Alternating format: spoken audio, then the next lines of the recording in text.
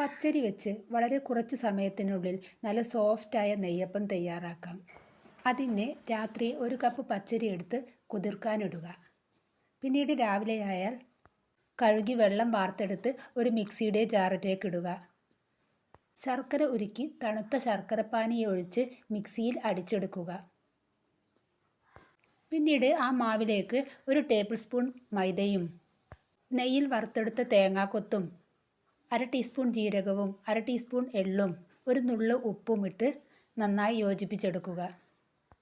1 നുള്ള് സോഡാപ്പൊടിയും ഇട്ടതിന് ശേഷം നന്നായി ഇളക്കി 1/4 മണിക്കൂർ റെസ്റ്റ് ചെയ്യാൻ വയ്ക്കുക.